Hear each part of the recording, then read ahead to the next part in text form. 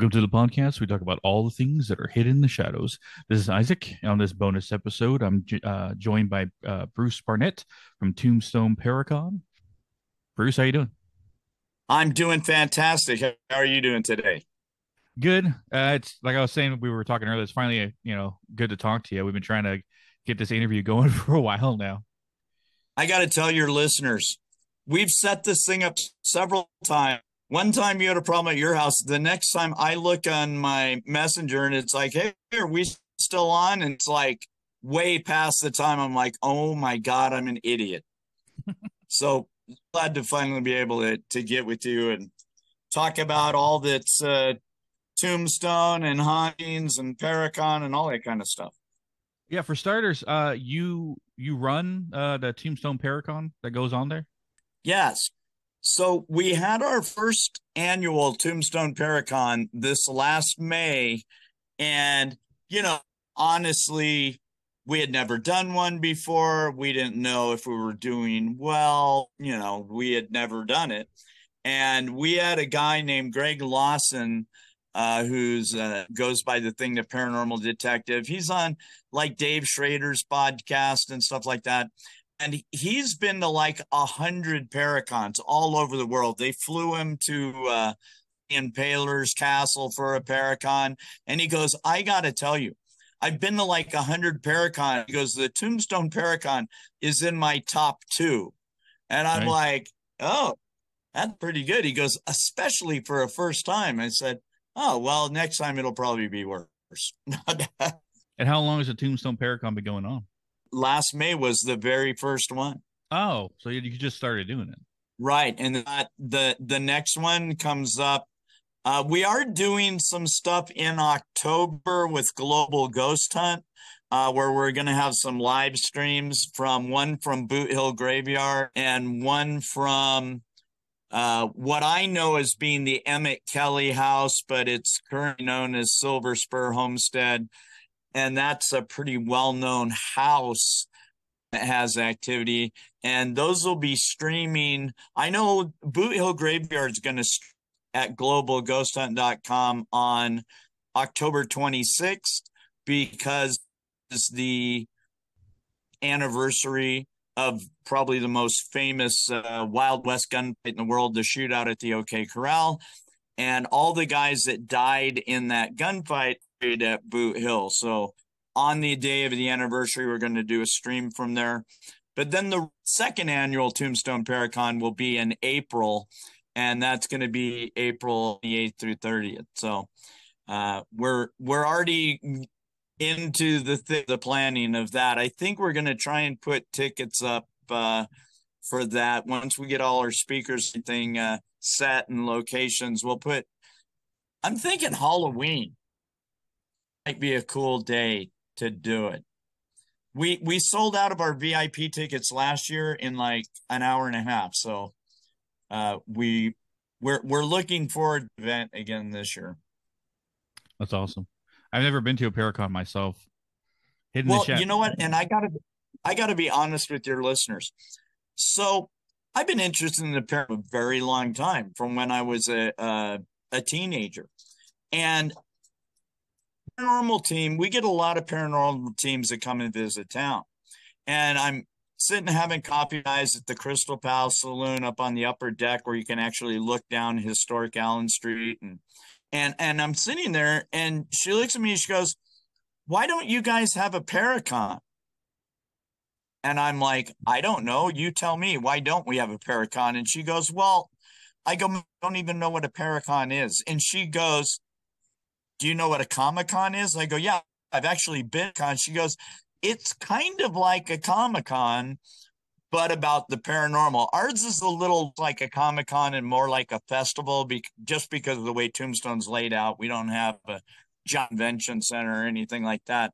But she's like, yeah. And I said, well, I don't know why we don't have one, but I could guarantee we're going to have one. And so we put together the first one. It went really, so we're going to put together the second one for next April. And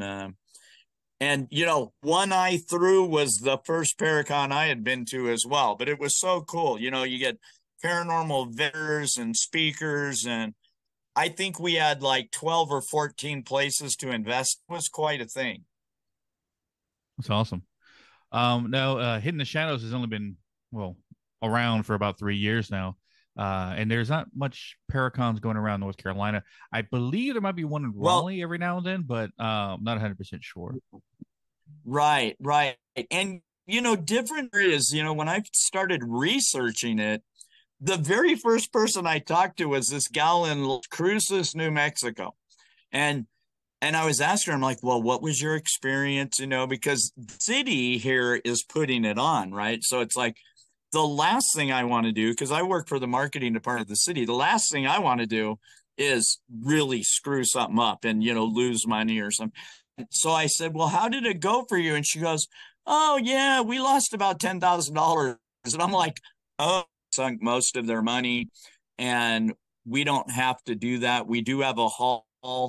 A really old building called Shefflin Hall was built in the early 1800s, and really cool. It's the largest adobe building in the United States, and we didn't have those extra costs, and we did really well. We had a blast. I mean, we just had, in Tombstone is super haunted. I mean, it's super haunted. Like, everybody has stories of hauntings.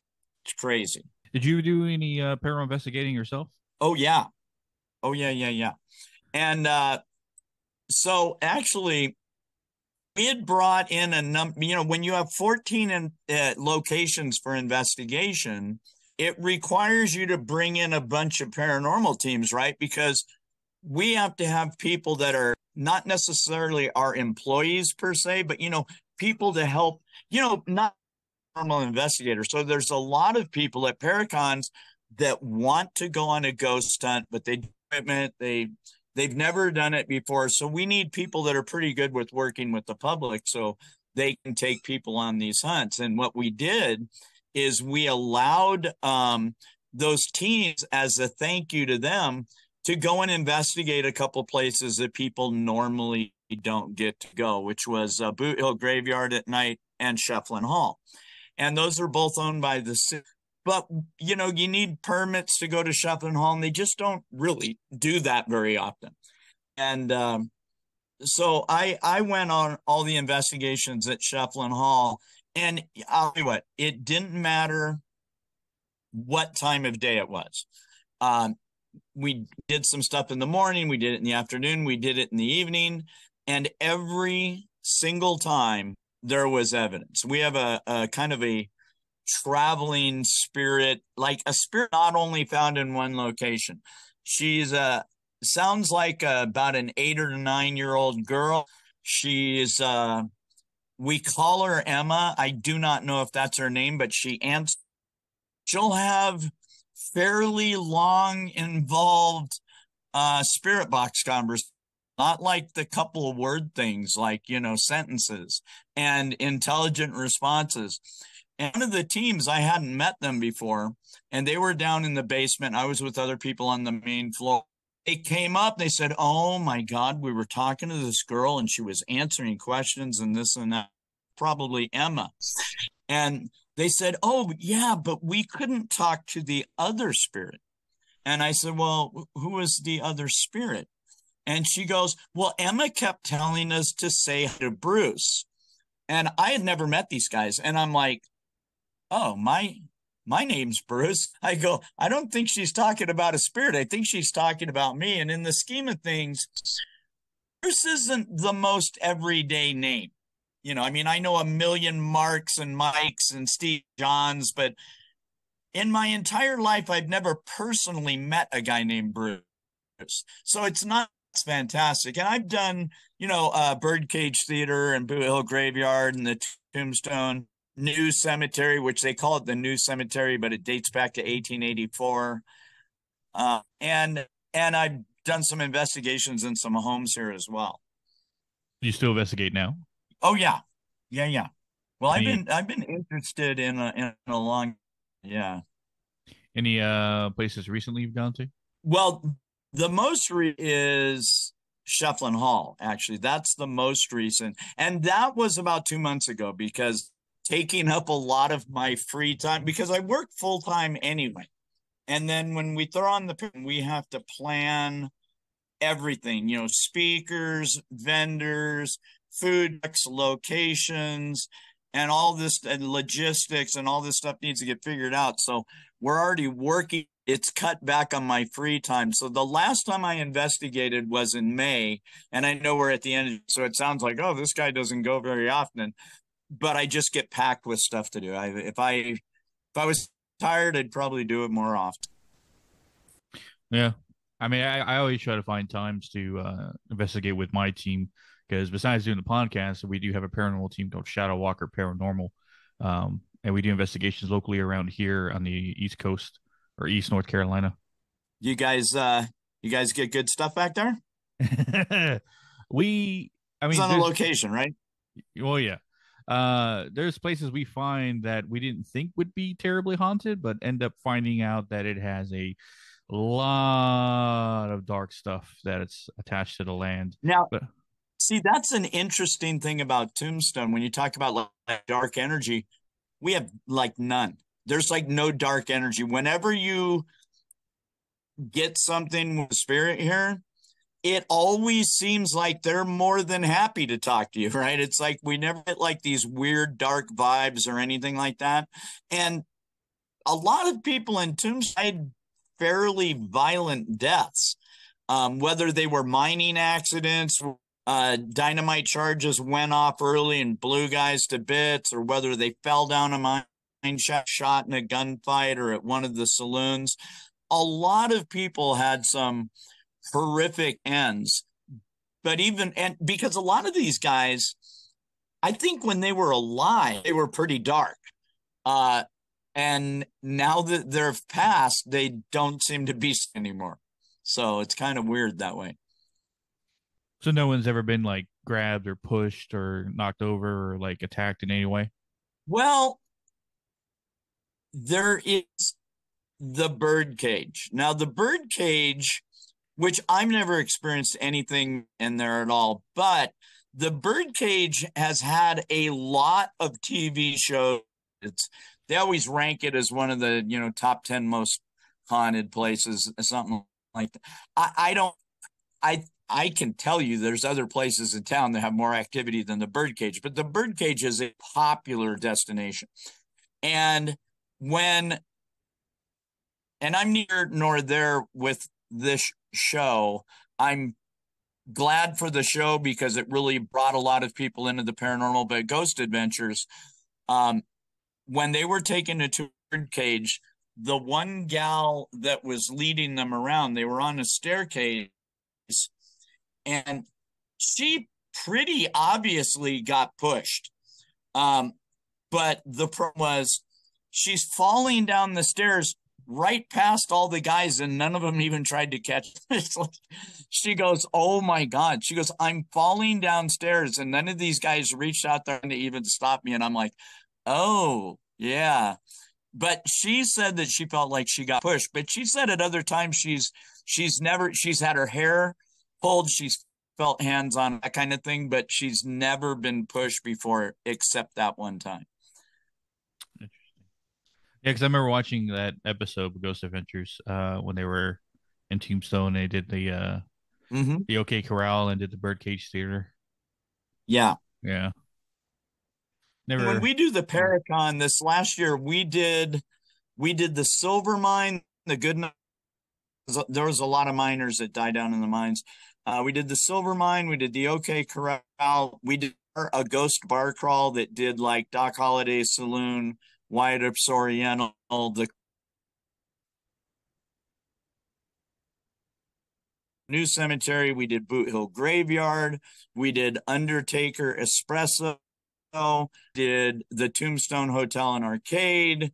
We did the haunted 6th Street house. And we're going to try and, switch around some of tours this year so that we give some more exposure to some other areas that are haunted. But I think they're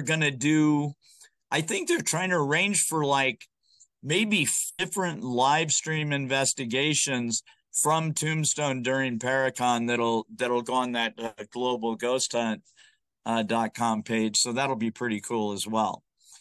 And, we'll get popular people here to speak and things like that. It should be good. Something I would want to see, yeah, because I've always been a fan of the West because of the movie Tombstone, but also because of other westerns and stuff like that. And um, I know in a past life of mine, I was in the West as a bounty hunter, but that was like late 1800s. Um, I don't think I was even Tombstone. I think it was maybe Colorado or something. I don't know. The past life regressionist, she said it was somewhere that reminded her of Arizona, so that's why I was thinking about that Oh, era of really? time. Yeah, that's what I always find is interesting. But I always liked the cowboy and the western thing and the outlaw and the bounty hunter and all that stuff. So Tombstone was always a place I would love to go to. Oh my God. Do you play the game Red Dead Redemption? Yes, both of them. Yeah, we're having it right now. I'm looking down. I live up on the hill of Tombstone, so I can literally see the birdcage theater from my house. And all the parking lot is full. We have Tombstone going on right now where most all of the voice actors from the game are here, and they're giving away a bunch of PlayStation 5s and that are customized for Red Dead Redemption. And so it's a pretty big event, actually. You sound like someone that if you've got kind of that whole wild west past life regression thing, that you would fit right in with that game and this event. Yes. And now that you said that to me, I wish I was there. Yeah. Uh, oh. In your investigations you've done, have you experienced, or even I guess giving tours and stuff, experienced something that you saw that like shattered reality for you? Like you were like, this is the defining moment in your I belief think of the other side. well, the very, very first time I ever had any kind of thing, I was born in Arizona. I grew up in Southern California. I stayed there till I kind of couldn't take it anymore. The 70s in Southern California were fantastic. And I'm sorry to people who live in California, it's not that great anymore.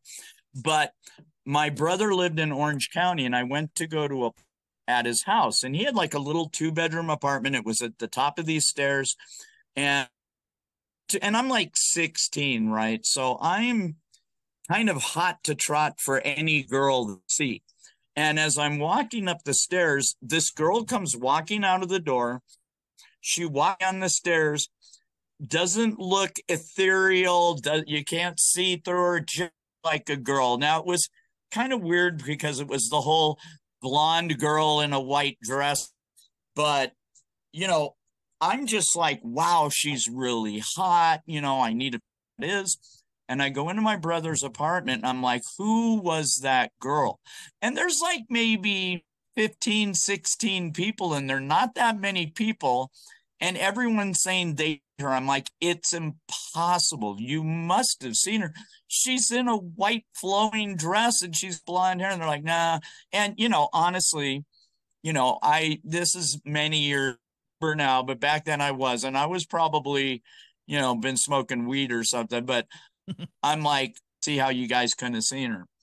And then a couple minutes later, a couple of my friends walk in the front door, like, dude, who was that girl? And I'm like, oh, did you see her down like by the parking lot? And they go, she just walked out the door. I'm like, no, she didn't just walk out the door, because out the door when I was, coming up the steps. And they go, no, literally like 10 seconds ago, she just walked out. And my brother was going out with this girl, Linda. Wasn't Linda, it was Linda, which I always thought was a little weird. And she would read tarot cards and all that. And I was asking her if she knew who the girl was, and she's like, oh, that's like, I can't remember what the name was now, but oh, that's like Kathy. And I'm like, well, do you have her number? She goes, no, because she died like in the 60s. What? And she goes, yeah. She goes, she always does the same thing. All she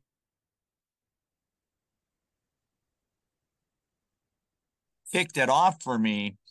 And then I think the things that have really my mind about Tombstone specifically is this spirit M, because people will be conversing with some other on a spirit box or something like that. And Emma has, I mean, she's precocious. I mean, if she butts in on other people's conversations, like she'll butt in on people's conversations, smack about people in the room. She'll be like, I don't like him. He's a liar, or, like that, and it's like, uh, she is the one for me that it's because of how intelligently she answers questions. No, I get it. There's all kinds of apps and programs that have word databases in it, but a word database doesn't, do full sentences and intelligently answer a question. And she has a big tendency to do that. And I've run into her at Boot Hill, Franklin Hall, and the Tombstone New City Cemetery. So that's probably just blows my mind all the time. And, for the answer to your question. Yeah. You ever work with psychics on your in the area or on teams that come through? I have I haven't worked with her direct. I have a friend whose daughter is extremely, I don't even know how to put it. She's extremely perceptive. Hmm. And my wife is a 100% skeptic. She's over here to the side of me looking at me like, oh, you're on one of those ghost shows again. And but even she says that if this girl says it, it must be. Girl just gets all kinds of things right that she knows nothing about. I mean, she just recently, when she moved to Tombstone, she'd never heard of the movie Tombstone. She'd never heard of the OK Corral. She'd heard of any of these shootings, and she'd like walk across the street, suddenly stop and go, oh my God. And what? She's like, there's two guys standing right here, right next to each other. She says, the one guy is really, really mad, and the other is scared, but he's not backing down. Then she goes, oh my God, the one guy just shot the other guy. And actually, where she was standing, which she would have never known, is a fairly location in Tombstone where Buckskin Frank Leslie shot Billy right in front of the Oriental Saloon.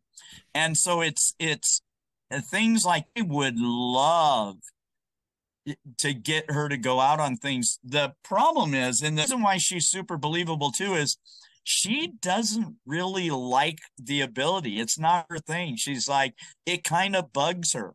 And so, I'm kind of fun with some psychics and mediums, and anyone that's a psychic or a medium, don't take offense to this, but I'd say there's probably 20 or 30% of people that have some kind of ability, whether it's ESP or you can see spirits or, whatever it is.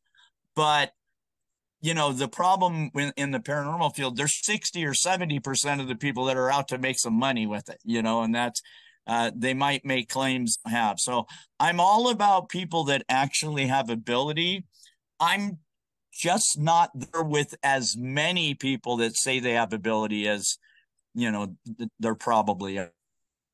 I always rely on my wife because she is a very powerful psychic medium. She's like almost like the jack of all trades. My co-host on the show, she's like a jack of all trades when it Right. comes to psychic abilities. It seems to be nothing she can't do.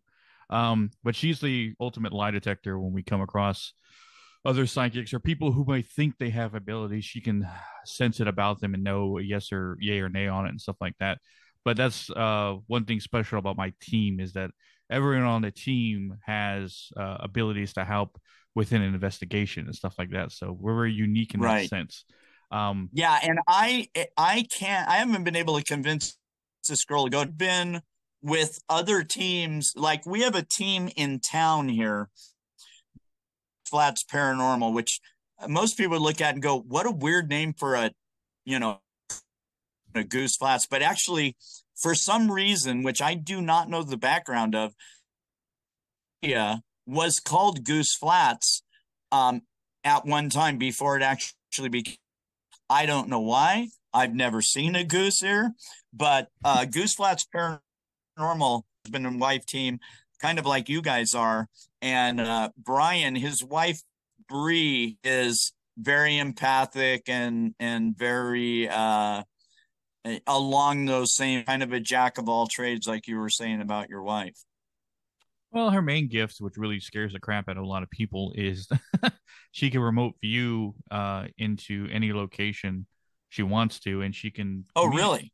Yeah, that's what also helps with her in-home cases is that she'll go to the What you're person saying is on the side, she works for the CIA, if they knew about what she could do, they would hire her in an right? instant. Right? um, because it's funny because she can find anyone. Like you show her a picture or even give her a name, she can pinpoint their location and see where they are and stuff like that. It's extremely helpful with telling the outliers with people who like contact us and they say like, oh, I got something on my home, and she goes there and goes, there's nothing going on, or she goes, yeah, there's something there. Let's take care of it. So, um, but yeah, her ability to communicate with find anyone alive or dead is what makes her very special and what we do in our field and stuff like that. But also, she calls it a pain in the butt sometimes because she'll like channel into a location that she's reading about for like studying up on something for our future episodes, and then she gets sucked in there and she brings something back to the house. So uh, Gotcha. it's a gift and a curse at the same time. So she's kind of like, and I'm probably going to say his name wrong, but I think is it Arthur, So the guy that was Arthur Clark, was like a big remote viewer guy. I want to say it was like in the 20s or 30s, and he could like remote view into like a pharmacy, these old school pharmacies before everything was computer coded, and he'd be like, what you're looking for, it back of the third shelf up from the top in the far back of the storage area, and then that's where it would be, that kind of thing. It's like he was very supposedly very good with that. So interesting. He actually remote viewed the pyramid in Cheops and the Sphinx, and was really convinced and even wrote stuff about it, that there's a chamber inside the Sphinx. And so that's what caused a lot of looking, and they is under the Sphinx, I guess, that have openings. So that's pretty impressive. Remote view the Sphinx and say, hey, you need to go over on this side and look, and they go on this rock, they can go down into this thing below. It's kind of cool. Yeah, I always leave it to her to plan our investigations because she'll tell us we need to go here or we need to go there because the spirits are calling for us or something. So And she's never what I need to wrong. do is what I need to do is if I lose my car keys, I'll you. If you want, she's like, oh, they're there. I'm like, hey, I can't, and she'll be like, they're in your hand. I'll be like, oh Oh, shit, they are. yeah. But yeah, Absolutely. it's pretty cool. I just always ask about what when investigators or anyone in the paranormal how they feel about psychics because some are for it and some say they're a bunch of charlatans, which they're both right and wrong at the same time because there's a lot of people out there who just use perception and mentalist tricks in order to perceive as they are psychic when really they're not. Just kind of Right, giving a right. person easy answers and they're kind of ruining the name of psychics and mediums out there. But um, Well, it's like the old seance tricks back. Matter of fact, back in the 80s was a big time for that, where people would ask you questions and they'd gain information from you before they started the seance, and then darned if they didn't come up with that information in the seance. You're, oh my God, that's true. That's exactly how it was. And they're like, yeah, because I got you to tell me a little while ago, and now I look like I'm a great psychic. uh, Um, have you only ever investigated Tombstone? You never gone venture out further in different places around That Arizona? Tombstone is the only place I have ever investigated. Oh, we're talking about going and checking out some Paracons. Tucson is going to have one sometime. Vulture City, which is up by man, it's like uh Phoenix, but more up in the mountains. Unfortunately, I was thinking about trying to go up there, but they're holding it. They had to cancel for this year to run it again next year due to medical issues, so we won't be going there. There's another town pretty close to us called Bisbee, an old mining town that has a place called the Copper Queen Hotel, which is supposed to have quite a few hauntings in there. I'd like to go down and check that out. But most of this just, and Tombstone is weird because, like when I say this is a town of 1,500 people. And when I say, we've got 14 places to invest and we have barely scratched the surface because around town, there are just dozens of people that say, "Oh yeah, my house is haunted. My house is haunted. My grounds are haunted. This is haunted. That's haunted." It's kind of like I really want to start referring to Tombstone as ghost because it never was an actual ghost town because it never all emptied out. But the main street is a national historic landmark, one of the most preserved Wild West towns that there is. And Boot Hill has a historic landmark designation on that well.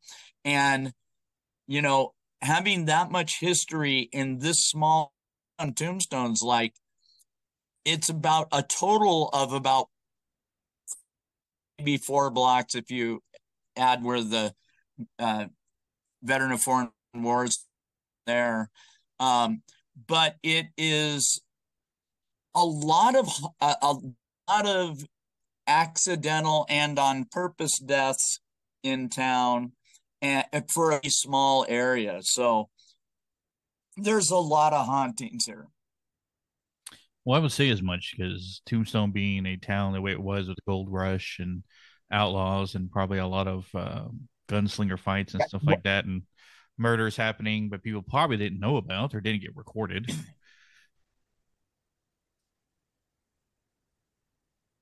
Well, disputes and all that.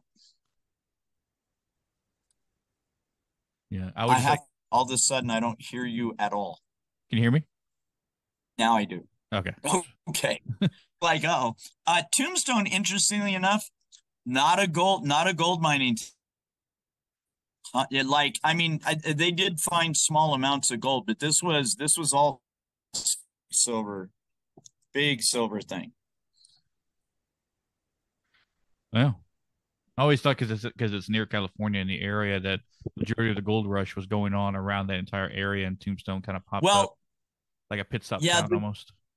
right. Well, the gold rush was actually on Highway 99, which is more like a San Francisco. I'm not saying there wasn't any gold mines in any other places because even out in Arizona, there are mines that spot the countryside all over the place. In fact, you got to be kind of careful if you're doing four buying or motorcycle riding. I actually live on top of the hill looking down on the city of Tombstone, and there are open mines all over the place. I mean, you don't want to fall in. We have one right off of my street that goes straight down like 800 feet, and you don't want to accidentally fall in that. I think it would be a danger hazard, like tripping. Ah! Yeah, you'll be the next haunting then. Yeah. I always decided that if I ever for some reason become a ghost, I'm gonna do weird haunting. I'll write in blood on a mirror or something, but it'll be positive messages like "Have a great day." This ghost is polite to me. Yeah, That'd be I don't hilarious. hear you again. Oh, sorry. That'd be hilarious to see that and someone go, "Oh, this ghost was polite to me."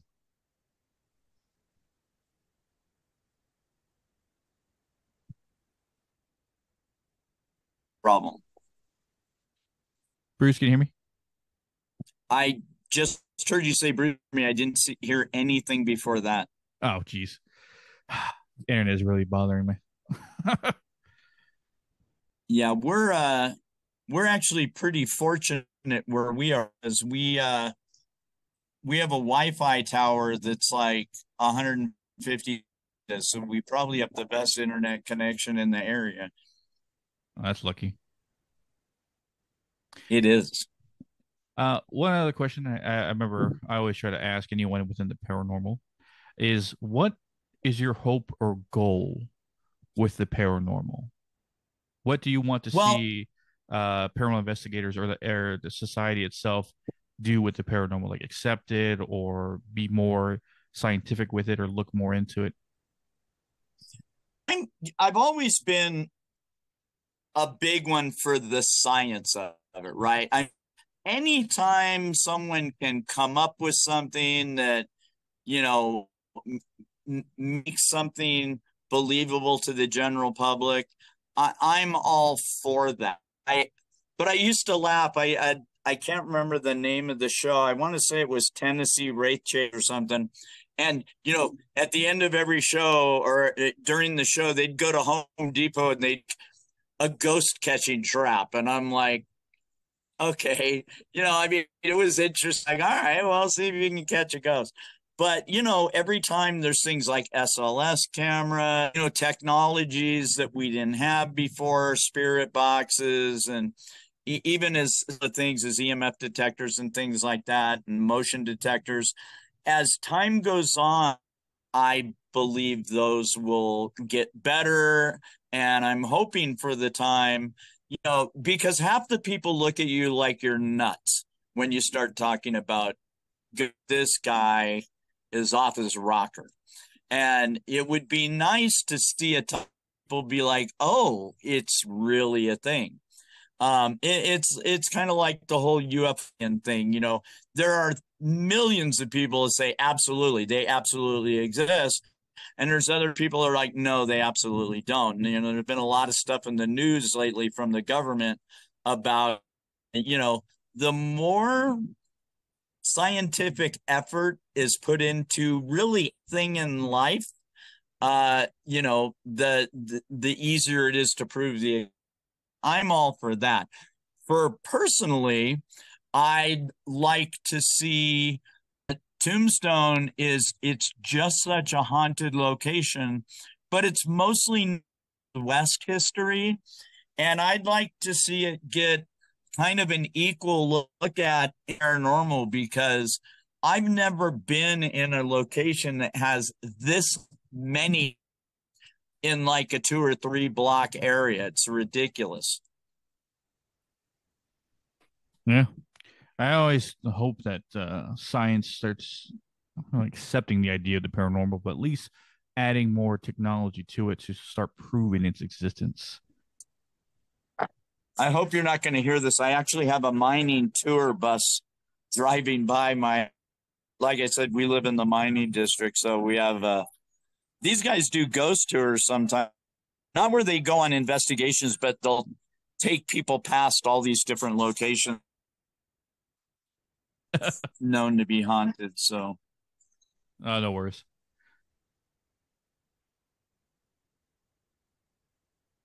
Can you hear me all right, Bruce? I didn't hear. Testing 1 2 testing. I hear that. Okay, just making sure. I can always have my wife edit everything out that doesn't make any sense. Yeah, it's a little. But like I said earlier, you know what? If something doesn't happen in a podcast, you know what it is? It's spirit.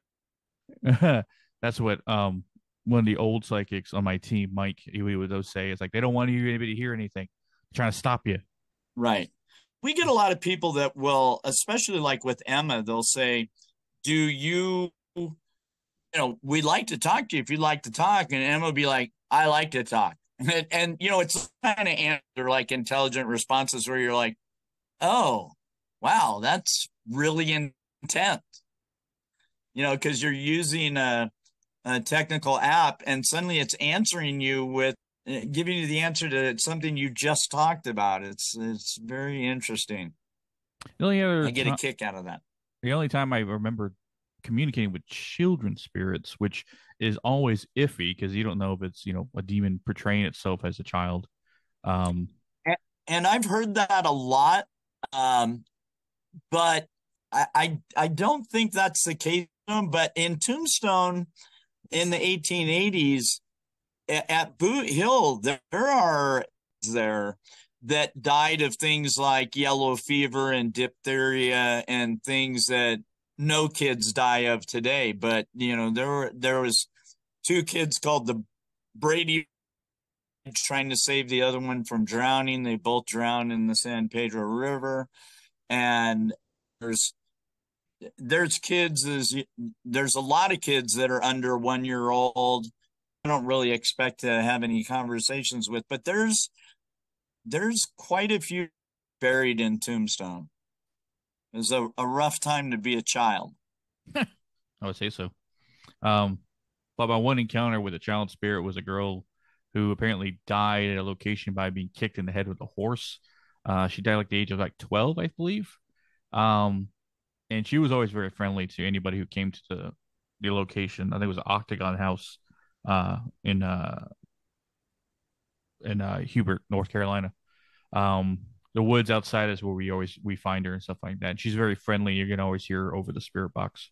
So yeah, kind of like your Emma. That's cool. See, I love Yeah. stuff like that.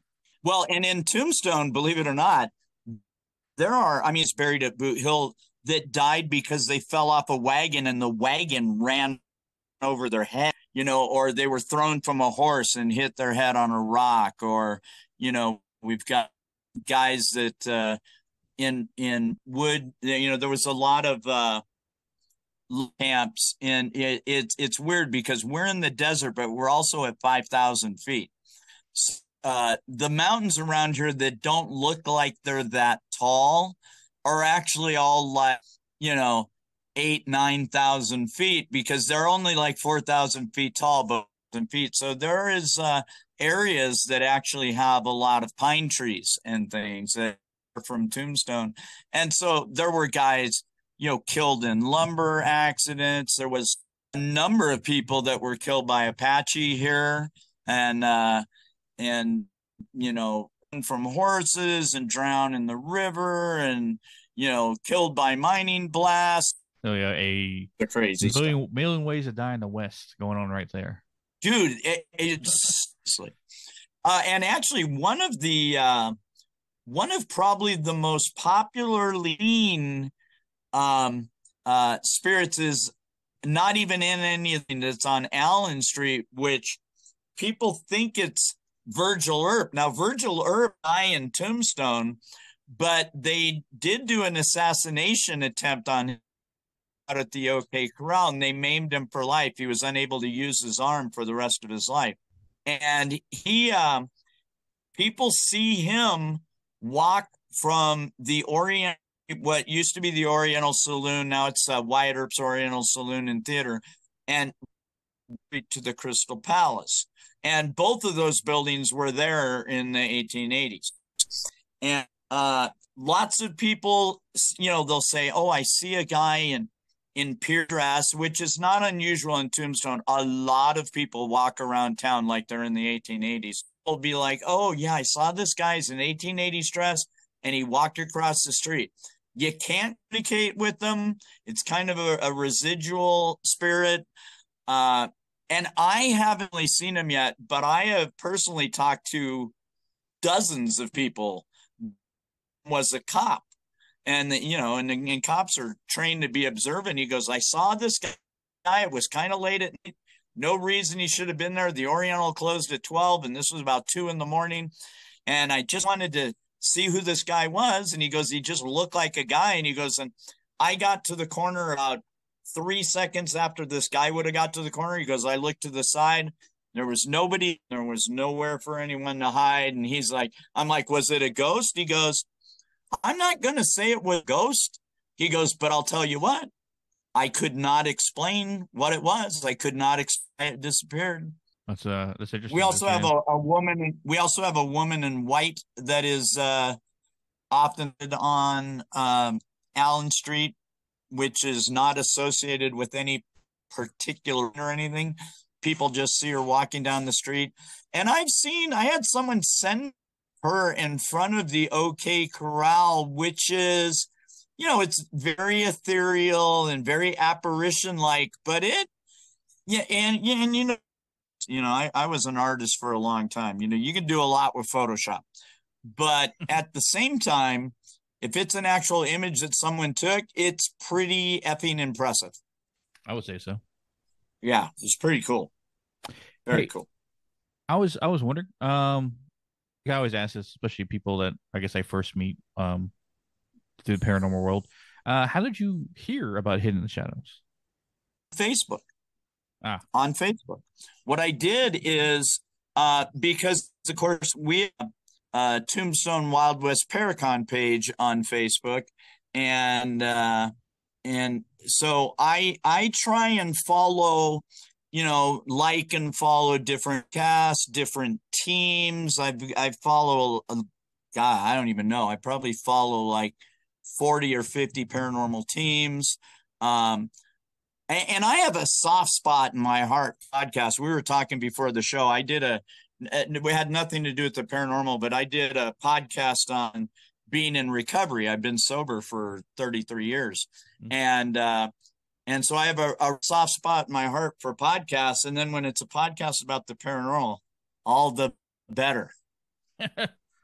yeah, and especially I always catalog paranormal podcasts into two categories. It's spectators and players in the game. What I mean by that is people Right. who like talking about the paranormal but would never involve themselves in it, and there's a few that actually involve themselves in it and have experience with what they talk about. Well, and the problem that I've had lately, and you looked significantly younger than me when I saw you at the beginning of the show here. I cataract surgery where it made my long distance vision good, and it just wrecked my night vision. I mean, just wrecked my problem with investigations now is there better not be a lot of stuff on the floor, or I'm going to fall over and kill myself on something. It's ridiculous because I love going and I can't see it. To me, it's like lights out all the time in anywhere that's indoors with external light sources. It's brutal for me, but that's the thing that's I can see in the next few years is going to be make it really me to do places. And I get it. You know what? I'm also not one of those guys that think that necessarily everything has to be at night. It doesn't make any sense to me where a place would only be at night and not during the day. So I can do daytime investigations as well. The theory with nighttime investigations, well, I've heard in many other ways, but I kind of agree with the idea that the ether or wherever the spirits lie is dark. Is dark. There's no sunlight, or it's all darkness. So at nighttime, it makes it easier for the spirits to cross over the veil because they don't know if it's their place or the realm, the earthly realm. Kind of it makes splitting between the two easier. Yeah, that makes total sense. Yeah, which I find that. Granted, I've seen a lot of, I've heard and experienced a lot of stuff during the day, so I guess it all depends on the location. Right, right. I know some guys in the area that have been called to go to ranches where, they've been there and they're walking around film and like a barn door with no wind, right? There's no wind at all. You can see there's like a mesquite tree. There's no breeze through the branches, and a door that's probably a good 40, 50 pounds worth of lumber just closes right in front of them. They're like, oh, weird. And they're all like, it's absolutely still. There is no wind. There is nothing to make that move at all, and that middle of the day kind of thing. Now, I'm not gonna ask what's the worst paranormal team you work with, but I'll probably ask what's the your favorite paranormal team that you worked with so far. Oh man, well, okay, so I don't know exactly what's going on with these guys right now because there was a people that were involved with him. It was a team called Unearthing the Supernatural American team, which I don't know exactly what happened with the Paracon last year. They were great. They came and did a protection ceremony in the middle of historic Allen Street for the spirits, for the town, for the people attending the Paracon. They just knocked it out of the park. They're so cool in the way they do things. They have ceremonies before they do investigations, you know, to let the spirits know they're not there to harm them. They do it with these actually fairly ancient Navajo methods. And unfortunately, I think the one guy's name is Hero, which is what a great, you know, this guy's name is Hero. And he and his brother, I don't know what happened, but something, I think the team is going to continue on, but not exactly the same as it was before. It's because it was the main things, and then they had, you know, camera guys and other guys with them. But they were just flat out my favorite paranormal team. Yeah, and even, you know, I mean, when years ago when Ghost Adventures first came out, I'm like, oh yeah, Ghost Adventures, and you know, so much there with that now. There's guys on Ghost Adventures I like. Aaron reminds me of me.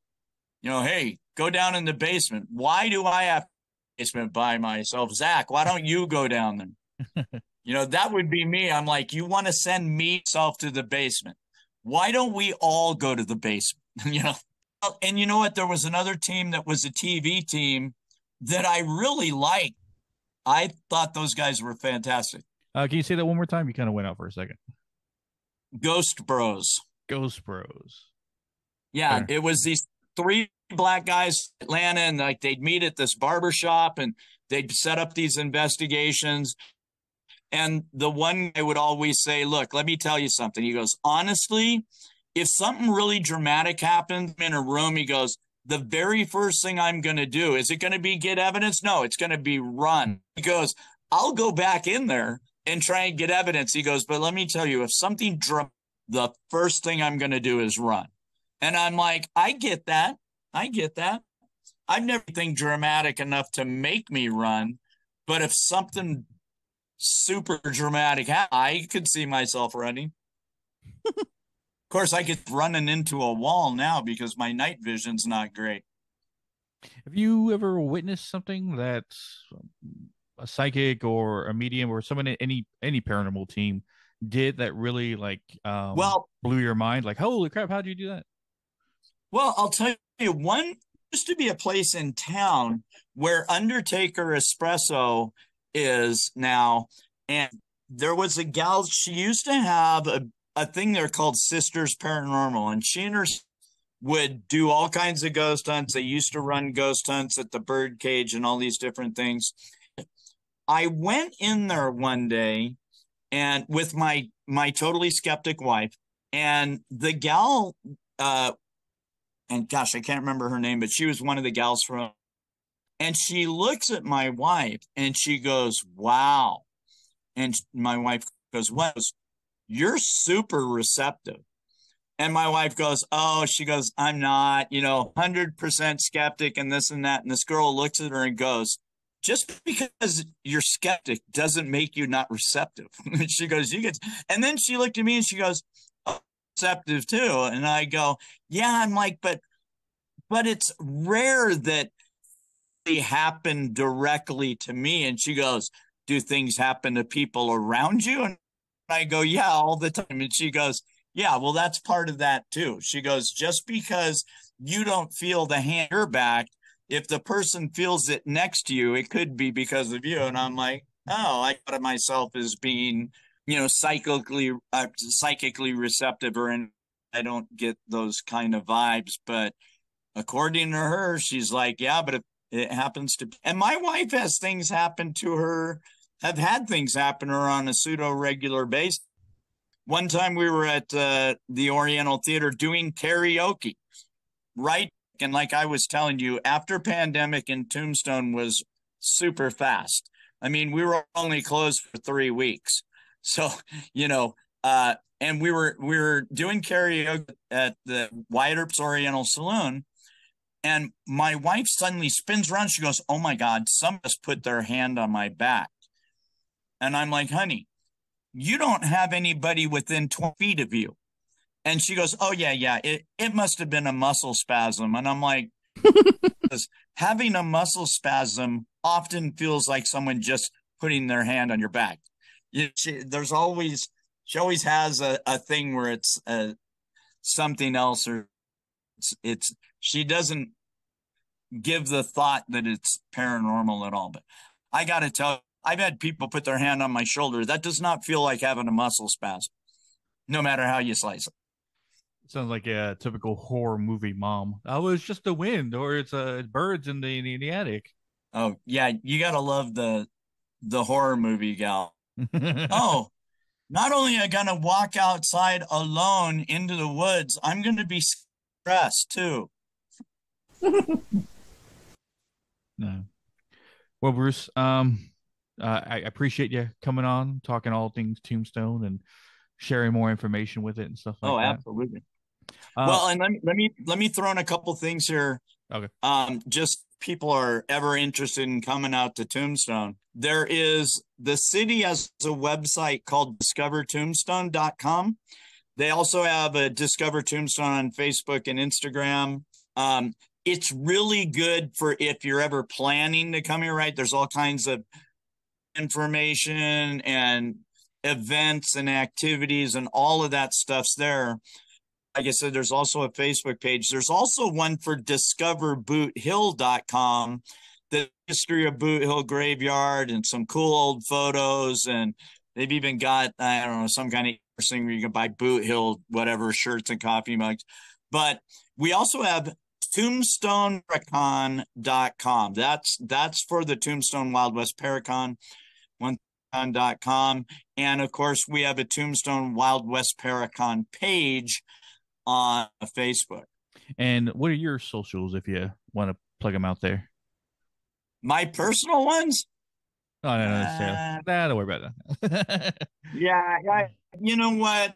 You know, I ventured into the thing. I don't think I have the greatest content, but it's Imagine 2020. I was bored, at the beginning of the pandemic. I'll make a TikTok. All righty. But yeah, appreciate you coming on and appreciate the I time. got to tell you, I'm like a ghost when it comes to TikTok, because I'll sit down to watch one or two TikToks, and 2 hours later, my battery's at 3%. And I'm like, what happened? I sucked the own battery, own equipment. It'll get you, man. Especially down the algorithm and stuff like that. Absolutely. Yeah. But I appreciate your time, Bruce. If you have a It's moment been a after, blast. if you have a moment afterwards, I gotta ask you something. Um, but Sure. as always, we'll catch your Weirdos in the next one.